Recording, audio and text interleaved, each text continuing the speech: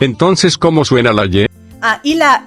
Ok, me gusta tu pregunta. Qué importante pregunta están haciendo. Me gustan. Excelentes alumnos. Si la J en el guaraní tiene la pronunciación de la Y, ¿cómo suena la Y en el guaraní? La Y en el guaraní es considerada una vocal más. La Y no se pronuncia como I latina en el guaraní. La Y se pronuncia como Es como si fuera que algo les dio asco. Y un dato interesante es que la Y, o sea, la Y en el guaraní, significa agua.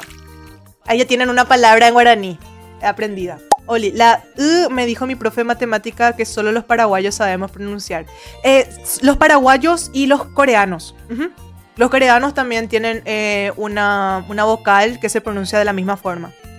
Por eso los paraguayos tenemos mucha facilidad para aprender el coreano y el japonés.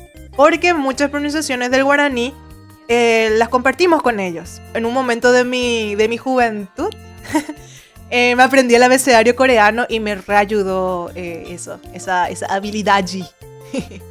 Ferdinand, tramposa. No. Es aprovechar el back. Aprovecha el back.